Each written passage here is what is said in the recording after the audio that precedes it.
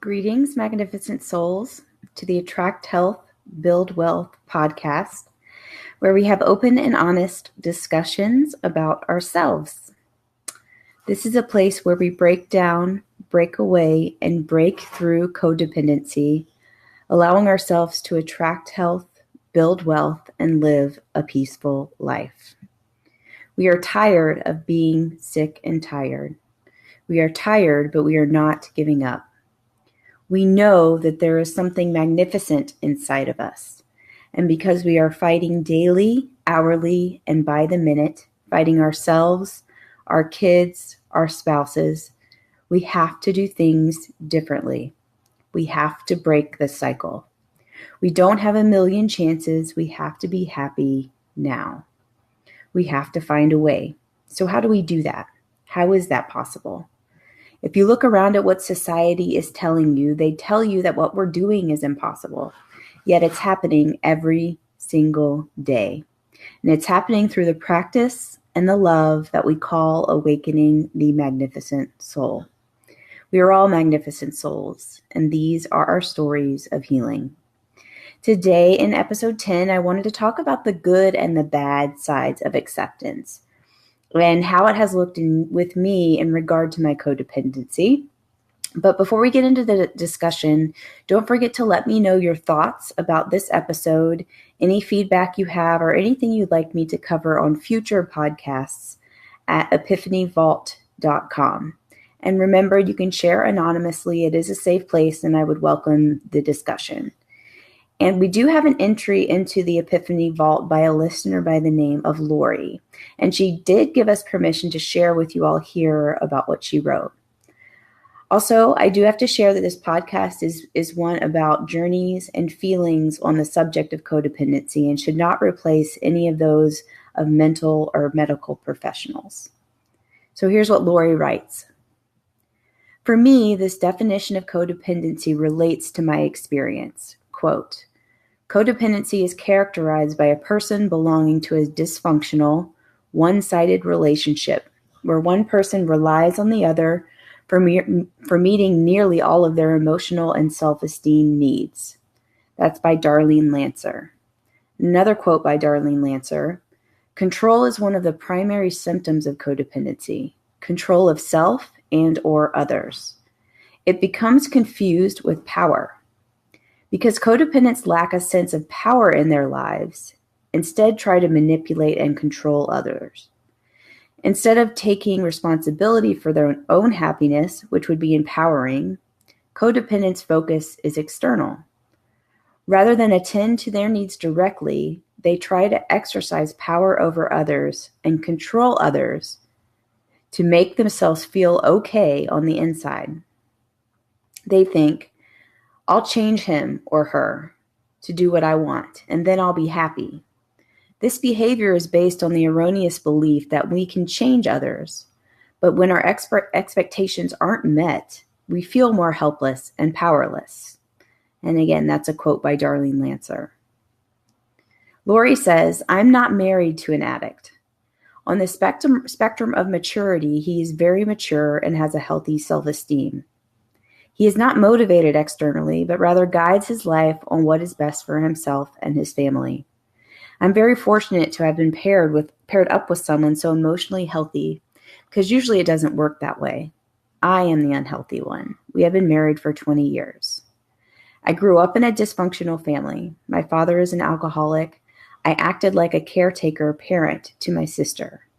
My sister is an alcoholic and is currently sober, active, in recovery. I am 45 and realize that codependency is something that never goes away, and quote-unquote recovery must be an active part of your life. It is very easy to slip back into codependent behaviors. Self-care is important and vital. Boundaries and assertiveness and being responsible for yourself are important. Relying on others to improve your self-esteem or to behave in a certain way so that you'll feel good or comfortable is a codependent trait, and it's very controlling. Many codependents think that they are victims and always doing good for others, but underneath they feel helpless, hopeless, and are very controlling. They are behaving in ways to control others so that all will be well with themselves, or with the abuser, addict, bully, immature person. Even though there is no substance abuse or addiction in my household, I've battled codependency for years. I suffered with it for a long time, not knowing what it was, and then got help and therapy, and then relapsed a few times into old behaviors. Codependency for me looks like this. Number 1, feeling like a crap parent when my kids do poorly in a class, a test, or a tryout. I feel like I'm the reason why they are doing poorly, and if I only were more loving, less codependent, less lazy, less crazy, they would do better. Maybe they would. Number 2, coming up with reasons why my husband is less than, instead of looking in the mirror and trying to improve my life or work on myself. I accuse him of being lazy, always looking at his phone or iPad, unmotivated, lacking a zest for life. He says I've beat him down over the years. This makes me feel terrible. It makes me feel like I've failed at life and I'll never get it right. Number 3, feeling very regretful and sad and desperate that my kids, teenagers, have grown up in a dysfunctional environment with me as their codependent mother and will never know how to express themselves in a healthy way or how to love and receive love. I have not been a very good role model. Number 4, I feel like I could have had a lot more love and joy in my life if I weren't codependent. Sometimes I don't know how to behave in relationships. Sometimes when my husband isn't doing things to make me feel all right with the world, I can be mean-spirited, in his words, or cold. I have a very hard time with coming home from work and seeing him on the couch. It makes me feel like we are sliding into the abyss of laziness and complacency, and I'm thinking, what the hell are we doing? We're just existing in this world. There is no joy or motivation or goals. I don't know how to receive love that well, but I'm getting better. Sometimes I don't know how to ask for what I want or need. Sometimes I feel like I have no needs. Sometimes I don't want to have needs. Number 5, I feel like if I weren't codependent, my husband would be different. I feel like we would have a healthy relationship to model for our kids, and we would have more joy in our household. My dreams were to have a family life different from my own childhood. I wanted a healthy family free from addiction. I never wanted to be like my mother and enable an addict or be abused. I never wanted a bully for a husband. I wanted to show my kids love, and I wanted my kids to have a good self-esteem and feel love and joy and happiness. Fortunately, I'm not abused, nor is there any addiction, but since I am codependent, I don't have the tools to raise my family in a healthy way. Codependency is a learned behavior. We get it from watching our parents and imitating them. And hopefully my kids aren't screwed, so to speak, and can find a way to be healthy in their relationships with themselves and others. First off, just thank you, Lori, for sharing your journey through codependency. I know it helps others to hear other people other than my voice, and I can so definitely relate to so many things that you said. I can't even really begin to express how much I feel that you and I connect. I can really feel the love coming through and caring that you have for your family and the longing to feel better for yourself about codependency. And I must first, having gone through this journey myself, I must commend you for taking the first step, which is identifying all those codependency scenarios that play out in your life. I know how confusing that is, and it's really hard to get to that realization.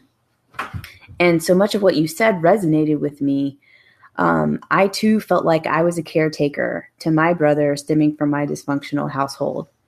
I too agree that self-care, as we've talked about before, is extremely vital, as we've shared, in what I call my soul maintenance plan to keep myself aligned. And like you, much of my identity was wrapped up in other people's wants and needs and visions. And all of those specific instances you listed, I completely feel those. It makes me feel crazy. Makes me feel crazy sometimes because of all of this self-doubt and self-blaming. And sometimes it's so hard for me to just step back and realize that those thoughts are just not true. And I have to remind myself to be kind to myself, that I would never talk to someone else the way that I'm speaking to myself. So Lori, magnificent soul out there, I'm sending you cosmic love and hugs from a place of sameness as we continue to follow our light. So thank you so much for sharing again. And for all the listeners out there, if you go to epiphanyvault.com, you can share like Lori did, ask a question, start a discussion for the next podcast. But now I'm going to move on to the discussion. And as I thought about what codependency means to me, the word acceptance keeps popping up in my head. And I'm going to do a little something different and provide you with some definitions of acceptance by putting the word acceptance or accept into sentences, into context of how it has played out for me. So here goes. For my former partner, I stressed out about my weight, my health, my job, my hair, my makeup, so that I could be the way he wanted me to be, so that I could be loved and accepted by him. I am a chameleon. I know how to be accepted in many social and professional situations, so much so I lose my true self and true identity. I have learned how to make people laugh and like me to be accepted. But what I'm realizing is they don't really know me at all. I accept way more than I truly want or want to do. If someone asks, I do, no matter if it is aligned with my true wants, my true needs, my true values. I accept others' vision of me as my true self. I find it very hard to accept compliments. For some reason, it's just so hard for me to say thank you. I accept people into my life that are too toxic for me.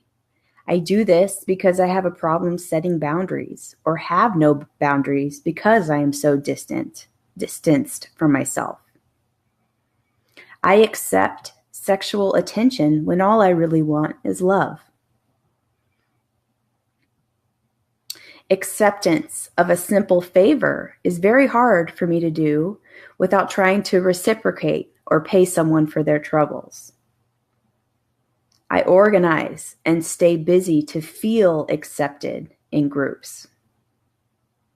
So I'm going to stop there. That's kind of was the top of my head reverberations about acceptance. I know that I'm missing a few, but let me know what you think.